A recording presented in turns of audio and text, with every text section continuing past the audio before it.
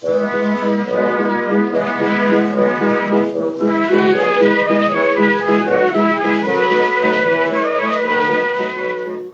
to Loremen, a podcast about local legends and obscure curiosities from days of yore. I'm Alasdair Beckett-King. And I'm James Shakeshaft. And James, did you know that not all ghosts are real? What? Did you know that? No. No, it's true. It's true. Since when? Have you ever not seen a ghost? Well, most days, yes. Well then, prepare yourself for a tale of numerous non-ghosts, plus a couple of actual ghosts. This is the story of the ghost of Cock Lane. Huh. James, come on now.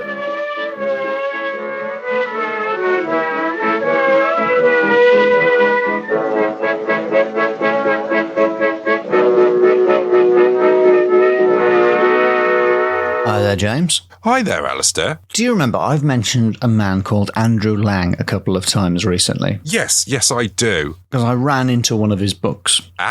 Startled in a bookshop. Yeah, absolutely. And I referenced a book of his which really caught my eye, Cock Lane and Common Sense. Yeah, I can see why that might catch the eye. It caught my eye, yes. I alluded to the story of the Cock Lane ghost in a previous episode. And what I thought I'd do is I'd give you that in a little bit more detail, as well as a range of hauntings in Old London town. Oh, ye old London town. Yes, Londinium. Not as far back as Londinium, though, right? No, we're talking 1762 Oh, yes. for the Cock Lane ghost. This is prime wig-wearing time. Oh, Everyone's wearing a wig. the whole of society was sponsored by Big Wig. It's just occurred to me that that's why we call rich people bigwigs. Because of their big wigs. Because they wore big wigs. What a ridiculous nation where you mark out the wealthy people by them wearing a great big wig. Evidently, at this time, the wealthy people did so much stuff that it was sort of, this is the crystallized time when rich people are known for. Yeah, we got the name bigwig and we thought, no need to update that. Yeah. James, before you get overexcited, because I can see you getting G'd up as usual at the mention of ghosts, before that happens, I need to warn you that the story of Cock Lane is a famous case of a false, fake, fraudulent haunting. What? Yeah. No way. No way, nobody could have a fake ghost. Well, allow me to blow your mind into minuscule fragments. Whoa. Sometimes people lie. Oh. And it's a funny case. Andrew Lang's angle on it is quite interesting. It's not just because of the name. He isn't just interested because of the name. He's not like me. He's interested. He's quite a serious man. His angle on it, I think, is that there's some evidence for fraud, as there is in all of these cases, but he thinks there's, I think he's implying that there's still something unexplained. And essentially, it's a classic tale of a poltergeist. Polterguys. Every case of poltergeist is basically the same story, in which there is a 12-year-old girl who's the center of poltergeist activity. And usually at some point in the story, it turns out they were faking it. But then there's usually still something else that they couldn't have faked. So the mystery continues. Oh, sorry. Poltergeist, obviously from the German, which means noisy guy. Yes, anyone who's new to the podcast, that's what a poltergeist is. So I'll tell you the story of the Cock Lane ghost first. We meet Mr. Kent. He was a usurer or moneylender. He comes across fairly badly in this story, so don't start warming to him too much. Okay. His wife very sadly died during childbirth, after which his sister-in-law, whose name was Fanny, moved in to act as housekeeper, and very, very quickly they fell in love with each other. Oh. Or in Andrew Lang's words, the usual passionate desire to marry his deceased wife's sister assailed Mr. Kent. The usual. Classic.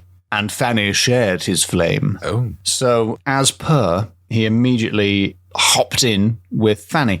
However, canon law prevented them from being married because of the old sister situation. Is that against the law? It was then. They couldn't get married.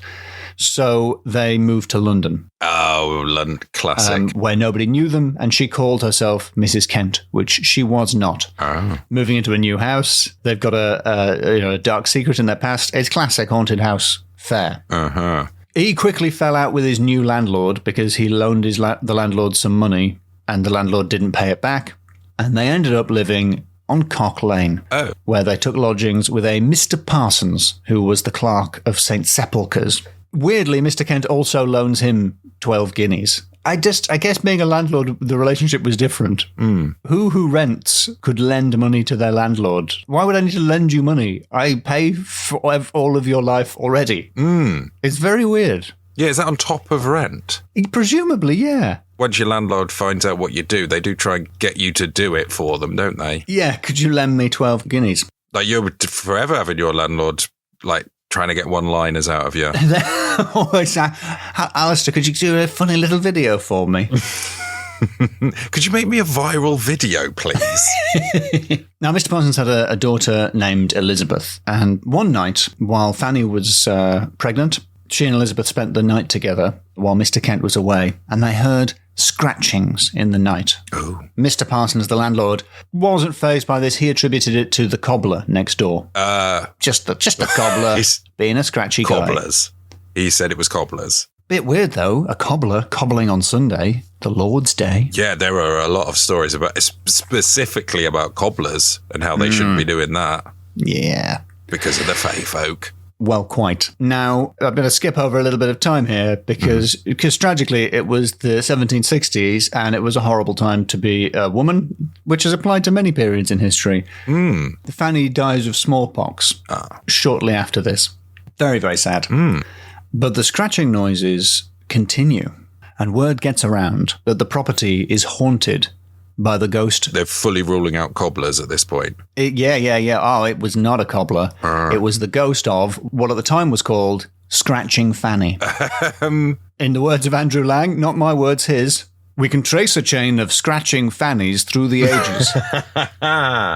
I bet. Scratching Fanny was not just a ghost, she was a ghost with a mission, and that was to accuse Mr. Kent, her partner, of her own murder. What? She accused him of poisoning her with red arsenic in a draught of pearl to which she was partial. Pearl? P-U-R-L. What's that? Pearl is wormwood ale. Oh.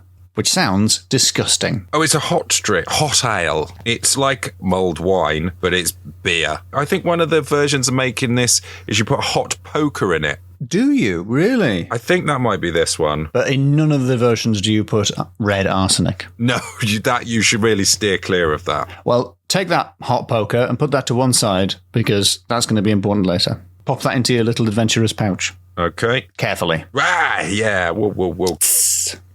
So word got around that there was a ghost and London got very excited about it. Really important, famous people like Dr. Johnson came to investigate.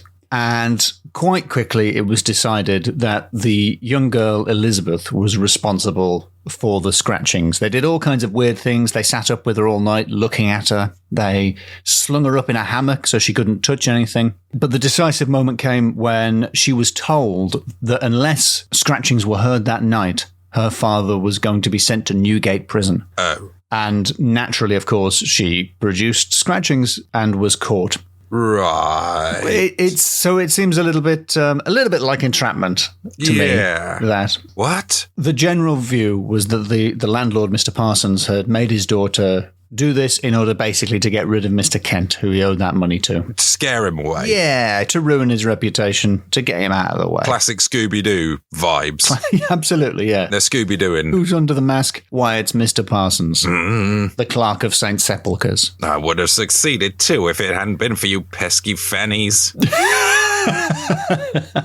Scratching Fanny is quite funny for Americans as well. Yes. But not as funny. Yes. Now, what Andrew Lang does is he goes through several other cases of scratching Fanny. I'll just do a couple of similar cases. He deals with a French case from Saint-Maur. Oh, yeah. Do you know, is that how that's pronounced? Saint M-A-U-R. Do you know it? I know that it means without Mauer. Saint-Maur. No. That case was dealt with by Mr. Poupart. Mr. What? Hart? Monsieur Poupart. Well, he's got a poop for a heart. Poupart, Monsieur Poupart. Monsieur Poupart. Monsieur Poupart. Oh, is he like a pupa? Like he's going to turn into like a butterfly or something? Maybe. But if you'd experienced what he describes, you might have been a Poupart. Ooh. Because the victim of the poltergeist, in that case, heard noises and strange things, but the bed they were in lifted up off the ground and flew around the room. Whoa. So Mr. Poupart is not taken in by ghosts and comes to the conclusion that it was servants knocking things about and that the bed must have been on casters and things like that. I think the point Andrew Lang is making is that the explanation that the bed lifts off the ground because it's on casters is as implausible as the idea that it was a ghost. Right, yeah. Steve Roud, in his book London Law, Oh, yes. provides an incontrovertible case of falsehood from Stockwell. Oh, yes. We're leaving East London for a moment and going south of the river. I used to live in Stockwell. Did you? Yes. Sorry, I thought maybe you had an anecdote to go with that. We first met in Stockwell, Alasdair. Did we? You and I? Yes, thee and I. At the Cavendish Arms. At the Cavendish Arms, which any up-and-coming stand-up comedian in London will probably know. Yeah. It's a night that you can get on stage. It's a night with a very low bar for a performance. Yes. But very, very enjoyable, as I recall. Yes. We started around the same time doing stand-up, and we both did that gig a few times. Did you ever do a gig with an egg? Or was that someone else? I'm sure I remember someone coming on stage with a boiled egg. I used to talk about eggs. Did you? Yeah. What was your bit about eggs? Classic Shakeshaft egg bants. They're often kept in the dairy section, and that is inaccurate. Because they do not come out of cows. And if someone offers you a cow egg, don't take it. It's not an egg. Have a look at it. You want to see what they've got? That is classic Shakeshaft. Classic Shakeshaft. Classic Shakeshaft pedantry. And then I get very angry at eggs. Anyway. Well, in the 1840s, a Mrs. Golding was also very cross about eggs. Oh, yeah. She was an elderly lady who lived with her servant, TV's Anne Robinson. From The Weakest Link? From The Weakest Link, yeah. And was she Watchdog? Yeah, she was on was she on Points of View? Yeah, she was on Watchdog, yeah. And Points of View, I think. She had a lot of opinions. Yep. She was the funnel for a lot of opinions. She was indeed. Now take that funnel and I want you to pop that in your little pouch because that's going to be important later. Okay. We've got a poker in there and we've got a funnel. This sounds like I'm on a choose your own adventure. You're on a choose your own adventure and the destination is horrible. Oh dear. Mrs. Golding experienced, according to Steve Roud, all sorts of chaos in the flat. Small objects would fly around the room, including eggs. Your friend and mine, eggs. Oh. Water in a pail began to boil. No. Furnitures trembled. Like, wait a minute, what year is this? It's the year 1772. Because a lot of these things can be explained by electric hobs and massage chairs. TV's Anne Robinson admits that she had faked the entire haunting. What? She used wires and horse hairs to move the objects and sometimes just threw things around herself. Just hoid an egg. There is a fantastic quote from Steve Roud's book here about how easy it was for her to commit the fraud. Her work was clearly made easier by the gullibility of those around her and the fact that they were so frightened that they would not look directly at objects in case they moved. How can you spend any time? I mean, is there anything that you can look at that isn't an object? How do you live and not look directly at objects? It's like the people that have the contract, they're not allowed to look Tom Cruise in the eye. Like, where'd you look? Where'd you look? I go for the teeth. The teeth. Do you just keep sort of scanning the ground, or do you close your eyes and sort of feel your way round? And be like, oh no, there's an egg. Look out. And she's pelting her boss with eggs. It's ridiculously outrageous. Shame on you. I think that one is definitely a fraud. Well, yeah, because the person said she did a fraud. But she admits she did it, yes.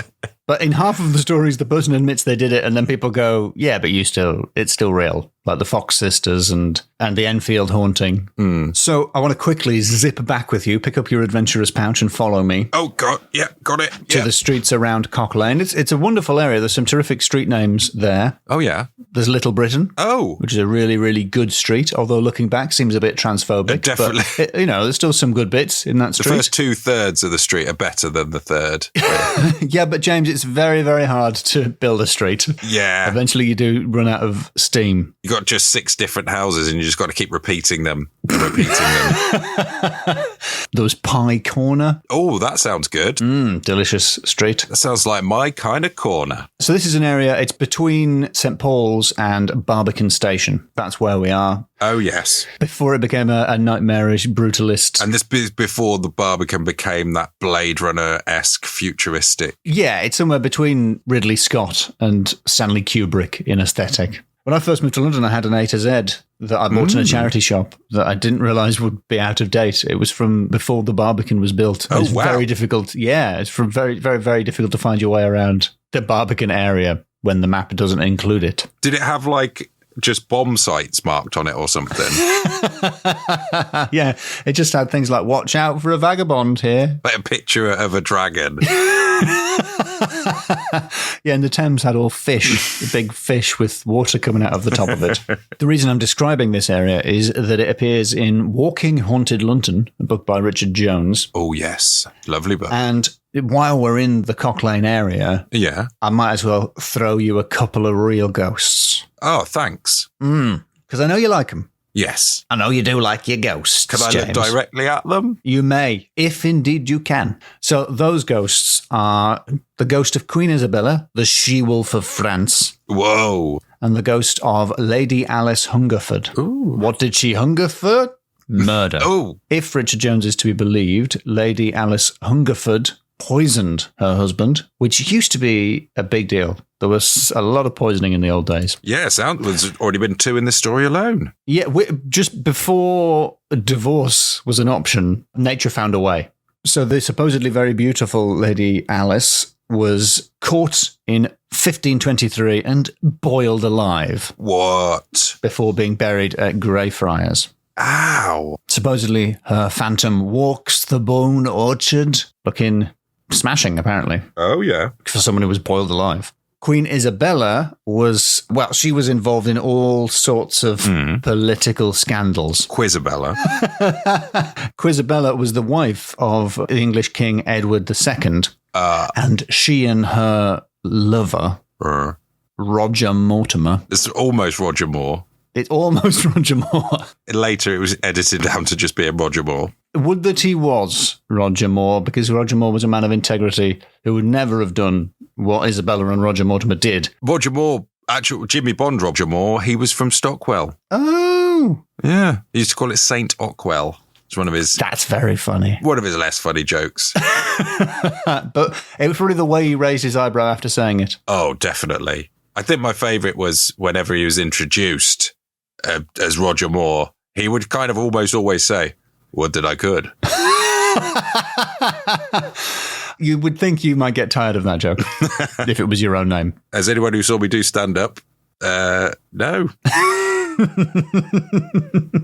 Well, Roger Mortimer and Queen Isabella conspired to depose the king, Edward II. And do you remember the funnel and the red hot poker in your pouch, James? Yeah, I'm looking at them with sad eyes now. Yeah, I don't think I want to go into any details about how they were involved, but let me tell you, the word fundament. Oh. The word fundament appears in the account of the king's death. They very much took the fun out of fundament. Yes. And for Americans, it's way worse than a scratching fanny. It's more than an itch. Definitely.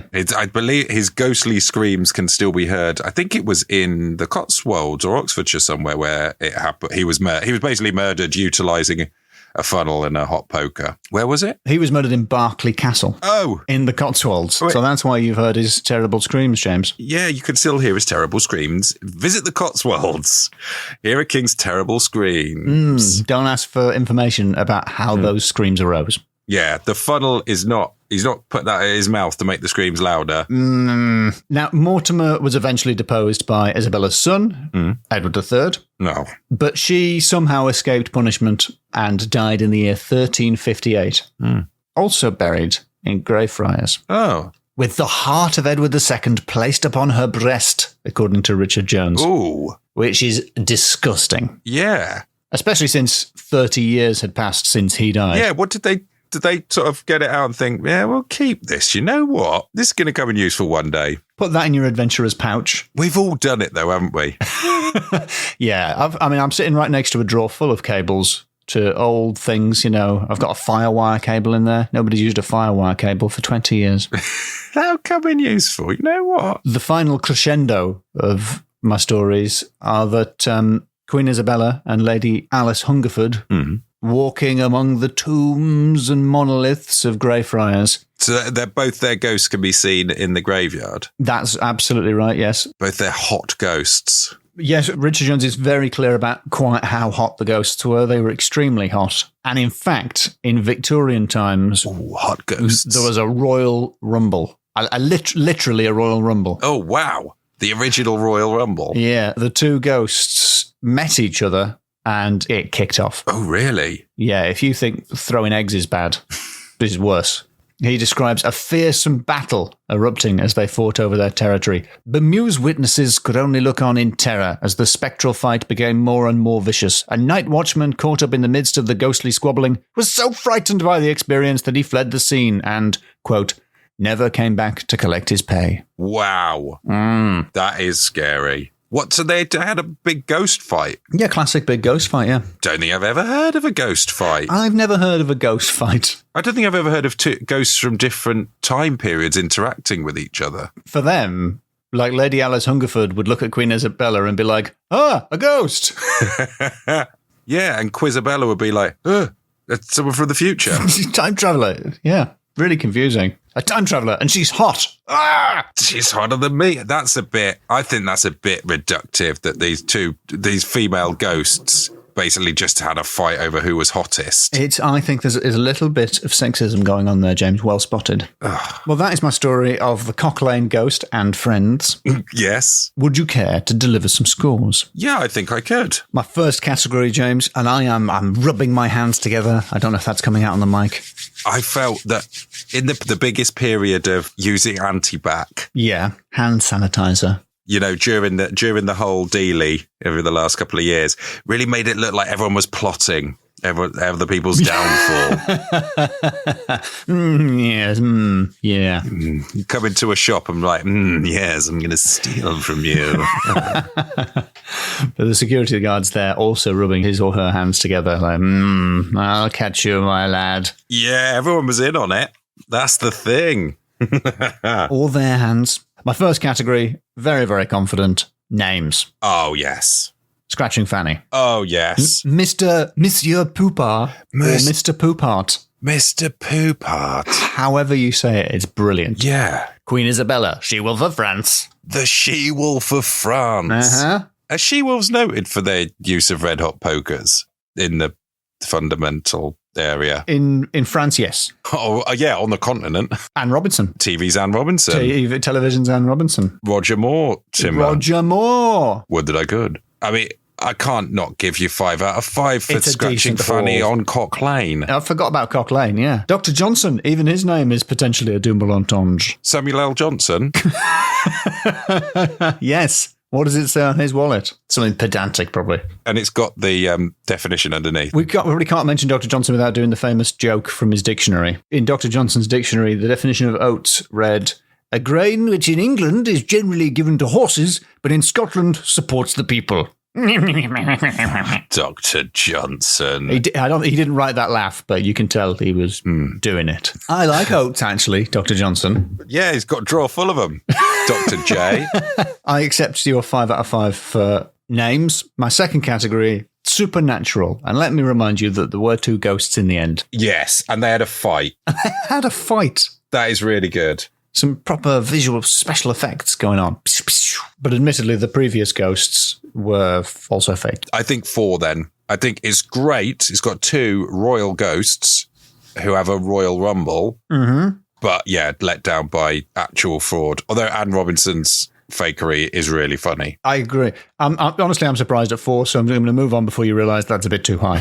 This has never happened before. This is how much James likes ghosts. If there's 1 ghost. There's 2. Yeah, I know, but there were also 2 fake ghosts. I can't believe you only docked me 1 point for that. No, that was just in general for poltergeist. You just the concept of faux Poltergeist. Poltergeist. On that subject, my next category is fake it till you make it. Oh, okay then. Because I like what you've done. You've hedged your bets there. I have. Because I was staring down the barrel of a 2 for supernatural. So what we've got is, in the case of most scratching fannies, maybe they are faking it, but you can't, once people start to believe there's a ghost, the story spreads and continues and becomes more and more impossible. Unless you are so proud of your ghost faking skills that you tell everyone that you did it and you were just hoying eggs around. Yeah, it's just me. And they were afraid to look at objects. I would break the magician's code for that one, definitely. The Masked Anne Robinson, where she reveals the secrets of television. And Queen Isabella also, in her career, sort of faked it until she maked it. Her and her lover conspiring to make him king, Yeah. He didn't start out as king. He didn't stay king for very long either. I thought you meant like she had like a retractable red hot poker that she sort of pretend to stab at people, and then one day she actually did. She sounds really annoying. Yeah, this she-wolf. I hope Lady Alice Hungerford was well armed if she's there with a red hot poker. Very hard to fight with poison. Just sort of fling it and hope it goes in their mouth. And Mr. Kent was never really married to Fanny, so they were faking it till they making it. Made it. Okay. That's a 4, right? I think it's a 4. That's 4 I think fakers. It's a 4. 4 for 4 fakers. I think that's a deserved 4. But do you not think maybe it's 5 for me for trying to get 5 when clearly there were only 4 fakers? Oh. Do you not think that was me faking it until I made it? But you didn't make it, unfortunately. Curses! Curse your perceptive abilities, Shakeshaft. Okay, final category, scratching fannies. I remind you we can trace a chain of them through the ages. Yeah, I bet you can. There's a cream for that. Don't thrush me for a score. It's going to be 5 because it's got to be a hot 5. The scratching Fanny really made such an impression on the tale, and it comes from a long line of scratching fannies. Well, thank you very much. I'm very happy with that. Go for like natural underwear rather, use that sort of thing. Yeah, cottons, something pH neutral. Neutral.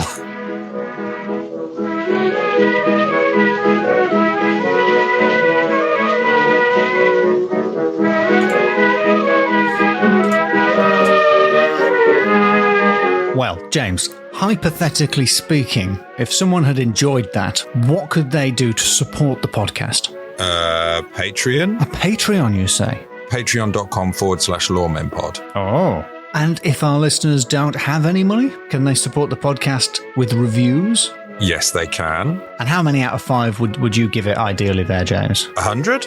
5 out of 5. Okay. Yeah, no, 5 is more realistic. Yeah, 5 out of 5 for podcast.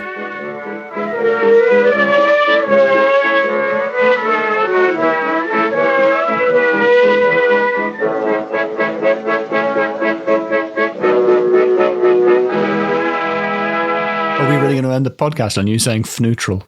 I hope not. But otherwise, we're sort of ending it on health tips for your nethers. Possible idea for a spin-off. Health tips for your nethers.